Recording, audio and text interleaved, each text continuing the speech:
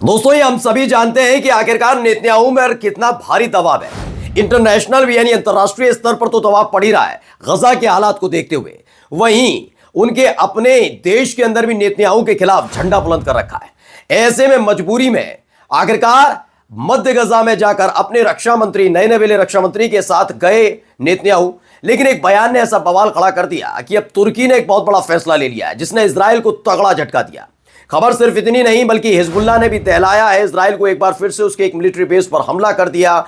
Hezbollah से जुड़ी खबरें हैं रूस और यूक्रेन के बीच की भी, जिसने पूरी दुनिया में हड़कंप मचा दिया। एक एक खबर डिटेल में आज आपको दिखाने जा रहा हूं, लेकिन उससे पहले नजर डाल लेते हैं अब तक की हेडलाइंस पर। तुर्की के एक कदम से इजराइल को लगेगा बड़ा झटका। गजा मामले में इजराइल के खिलाफ इंटरनेशनल कोर्ट पहुंचा तुर्की। इंटरनेशनल प्रेशर और इजरायली जनता का नेतन्याहू पर भारी दबाव।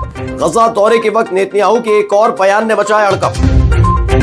पहली दफा हिजबुल्लाह ने इजराइल के साथ सीज फायर पर तोड़ी चुप्पी। बताया सीज फायर की शर्तों से था हिजबुल्लाह को सख्त एतराज।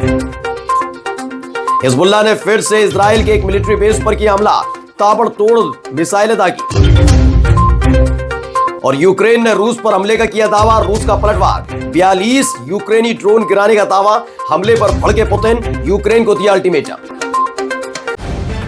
द लाइव टीवी, सच सबसे आगे। नमस्कार, मैं हूं प्रज्वल गौतम और आप देख रहे हैं द लाइव टीवी में। वीडियो की शुरुआत करूं उससे पहले एक छोटी सी अपील आपसे करना चाहूंगा। जो क्यूआर स्कैनर आप स्क्रीन पर देख रहे हैं उस पर जितनी संभव मदद हमारी मदद कीजिएगा। आपका प्यार हम तक पहुंच रहा है, उसके लिए मेरी तरफ से, मेरी पूरी टीम की तरफ से आपका तहे दिल से शुक्रिया।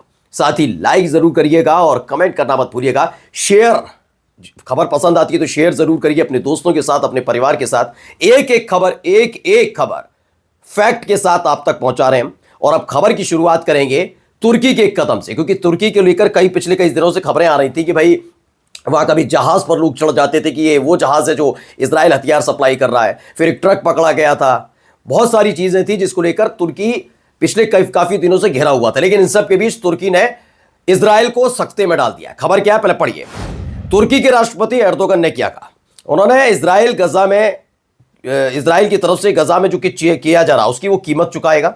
उनका कहना है इसकी वजह से तुर्की अंतर्राष्ट्रीय न्यायालय के सामने दक्षिण अफ्रीका की तरफ से जो इजराइल के खिलाफ मामला दायर किया गया है गजा मामले को लेकर और इजराइल के खिलाफ, उसमें वो शामिल हो गया। यानी दक्षिण अफ्रीका ने तो इजराइल को फंसा ही रखा इंटरनेशनल कोर्ट में। अब तुर्की ने भी कहा है कि हम दक्षिण अफ्रीका के इस प्रस्ताव के साथ है, इस मामले के साथ है और हम भी इजराइल के खिलाफ खड़े हुए हैं। जैसी ये खबर आई उसके फौरन बाद भाई नेतन्याहू साहब पहुंचे कहां? सेंट्रल गजा। लेकिन सेंट्रल गजा जाने से पहले वो वीडियो, चूंकि मैं खबर भी दिखा चुका हूं, लेकिन उससे पहले दिखाऊंगा कि क्या वजह रही कि आखिरकार उन्हें वहां जाना पड़ा। लेकिन वहां जाने के बाद भी क्यों ये बवाल उठ खड़ा हुआ है, पहले खबर पढ़िए। सुलेमान मसूदा है, उन्होंने कहा नेतन्याहू और उनके युद्ध मंत्री यानी रक्षा मंत्री गजा दौरे की मुख्य वजह क्या क्या है जिसका उल्लेख बयानों में नहीं किया गया। वो क्या बताते हैं? उत्तरी गजा में सहायता जो वितरित करने की नई पहल करने के लिए यात्रा का मतलब वहां का जो दौरा किया गया उसका मुख्य कारण यह है कि गजा के लोगों को मानवीय सहायता पहुंचाने के वैकल्पिक रास्ते खोजने होंगे। यह इंटरनेशनल तौर पर उन पर दबाव पड़ रहा है। पिछले कई दिनों से खबर भी आ रही है, आपके अपने चैनल द लाइव टीवी ने भी दिखाया था। आरोप था इजराइल की सेना पर कि ऐसे गुंडे मवाली टाइप के लोगों को छोड़ा जा रहा है खुलेआम, जिन पर कई तरह के संगीन आरोप है और ये गजा में लगातार सहायता जो है सुविधाएं पहुंचाई जा रही है उन्हें लूटने का काम कर रहे हैं। वो बात अलग है कि हमास की तरफ से, फिलिस्तीन की तरफ से वहां पर तैयार किया गया कि उनसे भी लड़ा जाएगा, उनसे भी भिड़ा जाएगा और अपना सामान जो अलग अलग देशों से वहां पहुंच रहा है उसको रोका जाए। लेकिन इसको जैसी ये खबरें आई वैसे ही इजराइल पर भारी दबाव था। इजराइल इस मामले में बहुत प्रेशर में है ये कहते हैं, और उससे भी ज्यादा ये सुनिश्चित करना है कि नागरिकों के बीच जो फिलिस्तीनी है उनको कैसे ये सारा साजो सामान पहुंचाया जाए, इसकी जिम्मेदारी इजराइल की है। मतलब बहुत फजीयत होने के बाद इजराइल के प्रधानमंत्री बेंजामिन नेतन्याहू अपने रक्षा मंत्री के साथ वहां पहुंचते हैं, लेकिन एक बयान दे देते हैं गलती से। बयान क्या देते हैं जरा सुनिए पहले। तो सुना आपने? तो बेंजामिन नेतन्याहू कहते हैं कि हमास फिलिस्तीनी गजा पर शासन नहीं करेगा। इसे लेकर भी है, देखिए नेतन्याहू ने यिसरेल काट्स, रानेनबार और हार्जी हवेली के साथ गजा के नेट जारिम इलाके का दौरा किया। उन्होंने कहा कि अब हमास अब गजा पर शासन नहीं करेगा, हम यहां और हर जगह से कैदियों का पता लगाने और वापस उन्हें वापस लाने का प्रयास कर रहे हैं। मैं चाहता हूं कि हमारे जो कैदी हैं उनको पकड़ने वालों से कहो, जो कोई किसी ने किसी भी बंदी को हानि पहुंचाई या नुकसान पहुंचाया, उसका साहस की करने की कोशिश की, तो उसका उसका उसका बदला लिया जाएगा, ये धमकी देते हुए बेंजामिन नेतन्याहू नजर आए। लेकिन यहीं उनसे गलती हो गई। ये वैसे विरोध तो हमास की तरफ से किया जाना था, लेकिन हुआ क्या, उनके अपने ही देश में इसका विरोध शुरू हो गया और नसीहत क्या क्या दी जा रही है अब समझिए। लेकिन उससे पहले जरा मैं रक्षा मंत्री का भी बयान सुना देता हूं, दिखा देता हूं। इसमें लिखा है कि इजरायली रक्षा मंत्री यिसराएल काट्ज ने कहा कि गजा में सबसे महत्वपूर्ण मिशन अपने जो किडनैप किए हुए इजरायली हैं जो हमास के कब्जे में, उनको वापस लाना है, यह सुनिश्चित करना है। उसके बाद यह सुनिश्चित करना है, यह तय करना है कि उसके फौरन बाद ही हमास किसी भी तरीके से गजा में शासन ना करे, यह इन्होंने कहा। लेकिन उनका विरोध कैसे होने लगा, आप जरा विरोध भी देखिए। चैनल 13 कहता है, जो इजरायली चैनल है, उन्होंने कहा इजराइल में अनुमान से संकेत मिलता है कि लेबनान में जो समझौता वार्ता है वो समय लगेगा। लेबनान को लेकर इनकी खबर थी कि ये होगा, लेकिन चैनल 12 की तरफ से देखिए, जो खुद इजराइल का चैनल है, उन्होंने बताया, सूत्रों के हवाले से खबर थी कि इजराइल की सेना ने जो पॉलिटिकल इलाका है को सूचित किया, पॉलिटिकल जो लोग हैं उनको सूचित किया है कि जो लगातार ये मिलिट्री एक्शंस ऑपरेशंस गजा के अंदर हो रहे हैं, उससे जो उनके अपने कैदी हैं इजरायली जो हमास के कब्जे में, उनकी जान को बहुत बड़ा खतरा है। यानी आप वहां जाते हैं, दौरा करते हैं और आपको सोच समझकर बयान देना था, लेकिन आपने क्या किया, हमास गजा में नहीं रहेगा, हम हमास को हटा देंगे, धमकियां देने लगे कि हमारे कैदियों को कुछ हुआ। ये सब बातें आप बहुत शांति के साथ करनी चाहिए थी। युद्ध के ये वो पड़ाव है जिस पड़ाव में हमास अब पूरी तरह से तत्पर और तैयार है और पहले से ज्यादा मजबूत है, इसलिए सोच समझकर बयान देना चाहिए था। लेकिन इन्होंने जल्दबाजी में, या यूं कहा जाए कि प्रेशर की वजह से दे दिया नेतन्याहू ने बयान, उनके रक्षा मंत्री ने भी दे दिया। अब यही गले की फांस बन चुका है। ये योसी ये होशुआ है, उन्होंने कहा कि आज रात नेतन्याहू को सुना, वो समझते हैं कि गजा में लड़ाई जल्द खत्म नहीं होगी, और जब वे कहते हैं कि गजा में कोई हमास नहीं होगा, तो हमें पता करना चाहिए कि हमास के आखिरी सदस्य तक बिना उनकी मौजूदगी के पहुंचा नहीं जा सकता। और अगर ऐसा हुआ कि हमने ऐलान कर दिया कि हमास खत्म, तो चूंकि वो बनाई फिलिस्तीनियों की वजह से, तो उनके अपने लोग तितर बितर हो जाएंगे और ऐसे में कोई ऑपरेशन करते समय हमें पता ही नहीं चलेगा कि कौन हमास का सदस्य है, और इससे और ज्यादा इजराइल की सेना को नुकसान पहुंच सकता है। ये 5वीं और 6ठी बार जबालिया में जब एंट्री की, और खास तौर पर जो कैदी हैं, जो उनके कब्जे में कैदी है, उनकी वापसी की सारी उम्मीदें भी खत्म हो जाएंगी, इस तरह का दावा किया गया। यही चैनल 12 का एक और दावा किया गया, उसमें बताया गया इजरायली सैन्य नेताओं के बीच ये बात लगातार चर्चा का विषय है कि नेतन्याहू जो है वो ये जो प्रिजनर एक्सचेंज डील है ये नहीं करना चाहते जिससे युद्ध खत्म हो जाए।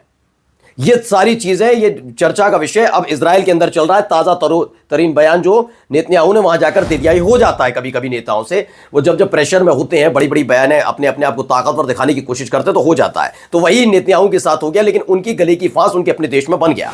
अब बराक रवीड है, ये वल्ला एक वेबसाइट है इजराइल की, उसने कहा कि गजा के अंदर जरूरतमंद आबादी तक मानवीय सहायता पहुंचाने में बहुत बड़ी कठिनाई सामने आ रही है, जो चुनौती बन गई है, और इसी ने इजराइल की जबरदस्त तरीके से फजीयत भी कराई है। और यही एक वजह है जिसके चलते बहुत बड़ा प्रेशर उन पर पड़ रहा है कि हम साथ दे रहे हैं, हथियार दे रहे हैं, तमाम चीजें हैं, लेकिन ये सब मत करो, वरना इससे एक नरसंहार वाला, जिनोसाइड वाला एक पोर्शन बहुत हावी होता है। इसी वजह से वो वहां पर गए थे ये सब चीजें देखने। गजा में कानून और व्यवस्था की कमी और अराजकता की स्थिति पैदा हो गई है। मानवीय सहायताएं लगातार लूटी जा रही हैं, जो मैंने आपको बताया, ह्यूमैनिटेरियन एड जो अलग अलग जगह से आ रही है, हमारे देश भारत से भी गई, रशिया भेज रहा है, ईरान भेज रहा है, अलग अलग जगह से आ रही है, उनको लूटने का काम किया जा रहा है, उन पर कोई काबू खुद इजराइल का नहीं है। इसको लेकर बड़ी नाराजगी लोगों में देखने को मिल रही है वहां पर, और इसको लेकर बताया कि यही एक ऐसे दबाव है जो अब नेतन्याहू को परेशान भी कर रहा है। चलिए, अभी यदीओथ एनोनोथ है, उनका कहना है, सूत्रों के हवाले से उनका कहना है कि मोसाद प्रमुख डी बार्निया और कैदियों लापता व्यक्तियों के बीच जो नितजुल एलोन ने कहा है कि अब वक्त आ गया है कि अब आप भी थोड़ा झुकिए, यानी इजराइल से कहा है कि आप ज्यादा टटकर खड़े मत होइए, अब लचीलापन लाइए, थोड़ा आप भी झुकिए, थोड़ा वो भी झुकेंगे। ये जबरदस्ती का युद्ध खींचने से कुछ नहीं होगा। और जैसा कि तमाम चैनल और इजराइल की राजनीतिक गलियारे में चर्चा है कि ये हालात ऐसे पैदा हो गए हैं कि अगर इधर उधर करने की कोशिश की तो वापस इजरायलियों को लाना बड़ा मुश्किल हो जाएगा हमास के कब्जे से। इसलिए बयान भी सोच समझ के दीजिए और कोई फैसला भी सोच समझ कर लिया जाए। अब आते हैं खबर पर कि अमेरिका की तरफ से क्या कहा जा रहा है, खासकर लेबनान को लेकर जो दावा किया गया। एक स्काई न्यूज है जो अरेबिया लेबनान के सूत्रों के हवाले से उन्होंने बताया कि अमेरिका का मानना है कि सेना को, जो इजरायली सेना है उसको खास तौर पर और ज्यादा तादाद में बॉर्डर्स पर तैनात किया जाए। जैसे अभी की स्थिति बनी हुई वो ना करें, अभी कम है स्थिति वहां पर, और ज्यादा बॉर्डर पर तैनात कर दें। लेबनान में, लेबनान से बॉर्डर से और ज्यादा इजरायली सैनिक खड़े नजर आए। दरअसल मैं बार बार बता रहा था, हिजबुल्लाह पर दबाव ईरान का आया था और हिजबुल्लाह ने मना कर दिया था कि हम किसी भी तरह का सीज फायर करने के लिए भी तैयार नहीं, और उल्टा हमला करके इजराइल को दहला दिया था। अब जो बयान आया उसमें बताया गया है, उन्होंने कहा है कि हम, क्योंकि इजराइल क्या कह रहा है हिजबुल्लाह से कि हम तुम पर हमला कर सकते हैं, हथियारों को त्यागना होगा, ये तमाम चीजें। हिजबुल्लाह ने कही ये नहीं, अगर हम पर हमला होता है तो हम उल्टा हमला करेंगे और इसकी गारंटी कोई और नहीं, अमेरिका दे दे। चलिए, मैं नहीं मानना किसी की, मैं इजराइल को मानता ही नहीं, ये हिजबुल्लाह का कहना है कि भाई हम उनको नहीं मानते, हम कह रहे हैं अमेरिका गारंटी देगा कि इजराइल कोई हमला नहीं करेगा हम पर। ये साफ साफ इसमें लगा है, अगर ये गारंटी अभी अमेरिका देता है तो इस पर कुछ सोचा जा सकता है। उन्होंने ये भी बताया कि जो मसौदा सामने रखाया गया था सीज फायर का इजराइल के साथ, वो उन्होंने क्यों रद्द कर दिया। इसमें बताया कि हिजबुल्लाह के जो इंफ्रास्ट्रक्चर को बर्बाद करने के संबंध में अमेरिका का जो फॉर्मूला सामने आया था कि जो बर्बाद कर दिया गया, उसके बारे में अमेरिका ने खुलकर उसमें अपने फॉर्मूले ने नहीं बताया था। इसीलिए 1701 का जो पूरा का पूरा ड्राफ्ट है, उसके तहत जो फॉर्मूला है वो उसे हिजबुल्लाह पसंद नहीं करता। वो कहता है कि मैंने इसीलिए इसे रद्द कर दिया कि भैया इसमें सारी चीजें क्लियर नहीं थी। जैसे ही हिजबुल्लाह की तरफ से बयान आया, वैसे ही प्रेस टीवी की खबर भी आ गई। प्रेस टीवी ने दावा किया है, देखिए, Hezbollah targets Israel's military intelligence base with barrage of missile, यानी कि हिजबुल्लाह ने इजराइल के सैन्य खुफिया अड्डों पर ताबड़तोड़ मिसाइल दाग दी, जिसकी खबर भी निकल कर आई, वीडियोज भी निकल कर आ रही हैं, वो भी आपको दिखाएंगे। अब आते हैं ब्रिटेन पर। ब्रिटेन ने इजराइल को हथियारों की आपूर्ति जारी रखते हुए ईरान पर नए प्रतिबंध लगाए। ब्रिटेन ने कहा है कि हम तो भैया साथ है, क्योंकि आपको याद हो यूरोपीय यूनियन ने अभी ईरान पर एक ताजा तरीन प्रतिबंध लगाया था रूस की वजह से, और अब ब्रिटेन ने इजराइल का सीधे सीधे साथ दे दिया। उन्होंने कहा हम तो जारी रखेंगे, और ईरान पर उल्टे लगा दिए प्रतिबंध। प्रेस टीवी की खबर है कि ईरान के विदेश मंत्री अब्बास अरागची ने रूस हथियार आपूर्ति करने के आरोपों से इनकार किया, और इसे सिर्फ प्रतिबंध लगाने का, यानी बैन लगाने का ब्रिटेन की तरफ से, यूरोपीय यूनियन की तरफ से एक बहाना करार दिया है कि आप बहाना बना रहे हो, आप खुलकर इजराइल का साथ देना चाहते हो, ये खुलकर बता दो आप। ये इस तरीके का एक संदेश ईरान की तरफ से ब्रिटेन को पहुंचा दिया गया है। प्रेस टीवी की खबर है कि ईरान ने हथियारों के निर्यात पर, यानी हथियार जो एक्सपोर्ट्स किए जा रहे हैं उस पर ईयू और ब्रिटेन के दोहरे मानकों की निंदा करते हुए ये सारी बातें कही हैं कि ये फालतू की चीजें, सिर्फ बहाना बनाने की कोशिश है। अब एक वीडियो आया, चला पहले वो वीडियो देखिए। तो इसमें जो दावा किया गया है मिडिल ईस्ट स्पेक्टेटर की तरफ से, इस वीडियो को दिया गया और बताया गया कि अल कसम ब्रिगेड ने उत्तरी गजा में जबालिया के पश्चिम में शीत विस्फोटक से एक इजरायली टैंक को उड़ा दिया है। यानी लगातार गजा में एक तरफ जहां पर नेतन्याहू दौरा कर रहे हैं अपने रक्षा मंत्री के साथ, हमास को खत्म कर देंगे, उखाड़ फेंकेंगे, तमाम बातें कह रहे हैं, तो वहीं एक बड़ा हमला इजराइल की सेना पर हो जाता है। यह अपने आप में चौंका देने वाला है। और अब आते हैं सबसे आखिर में, भाई यूक्रेन और रूस में क्या चल रहा है। आपको मालूम है रूस नाराज है, पश्चिमी देश जिस तरीके से यूक्रेन को सपोर्ट कर रहे हैं, लंबी दूरी की मारने वाली मिसाइल का इस्तेमाल करिए, रूस में घुसकर मारिए। ऐसे में यूक्रेन के हौसले बुलंद हुए हल्के से। उसने क्या कर दिया, उसने डीडी जियोपॉलिटिक्स से उसने बताया एक मेयोनेज फैक्ट्री पर यूक्रेनी ड्रोन ने हमला कर दिया। तो ये जो दावा किया गया उसके फौरन बाद एक दावा रूस की तरफ से किया गया। रक्षा मंत्रालय के मुताबिक वायु रक्षा बलों ने, यानी ये रूस के जो डिफेंस सिस्टम्स, डिफेंस मिलिट्रीज है, उसने ब्रांस्क, स्मोलेंस्क, मॉस्को, कुर्स्क, ओयरलो और रोस्तोव इलाकों में 42 ड्रोनों को मार गिराया। ये दावा रूस की तरफ से किया गया है। यही नहीं, इसमें एक खबर आई कि जर्मनी की तरफ से कि जर्मनी बहुत ही ज्यादा सीरियसली रूस के खिलाफ युद्ध की तैयारी कर रहा है। इसमें बताया गया है कि बुंडेसेवर ने ऑपरेशन जर्मनी योजना के काम को और तेज कर दिया है, काफी कुछ वहां पर किया जा रहा है। जैसी ये खबर आई उसके बाद देखिए पुतिन की तरफ से भी जानकारी दे दी गई कि सुन लो क्या कर रहे हैं। अल जजीरा की रिपोर्ट है, रूस ने फौरन ही ATACMS जो लंबी दूरी की मिसाइल है जिसका इस्तेमाल करने की मंजूरी देने का दावा अलग अलग न्यूज चैनल कर रहे हैं कि अमेरिका, ब्रिटेन, फ्रांस सबने कह दिया है कि यूक्रेन इसका इस्तेमाल कर रूस को बर्बाद करे। तो उन्होंने कहा कि अगर, पुतिन ने कह दिया, अगर ऐसी किसी मिसाइल का इस्तेमाल होगा तो इसे सीधे युद्ध के तौर पर माना जाएगा, और यह युद्ध केवल यूक्रेन तक सीमित रहने वाला नहीं है। इसकी जद में कई और देश भी आ सकते हैं, और जरूरत पड़ी तो हम परमाणु हथियारों का इस्तेमाल करने से भी पीछे नहीं हटेंगे। वहीं खबर आखिर में स्वीडन की तरफ से भी है, क्योंकि पुतिन लगातार परमाणु हथियार का जिक्र कर रहे हैं। ऐसे में परमाणु हथियारों के जिक्र के बीच स्वीडन में एक बड़ा अभियान चलाया जा रहा है। स्वीडन से खबर है कि जो अधिकारी हैं स्वीडन के, उन्होंने लोगों के बीच, वहां की जो जनता है उनके बीच में बुकलेट बांटना शुरू कर दिया है। इस बुकलेट में लिखा क्या है पहले मैं बता देता हूं। इस बुकलेट में लिखा हुआ है कि अगर कोई बड़ा हमला, परमाणु हमला हो जाता है तो कैसे आपको सुरक्षित स्थान पर पहुंचना है।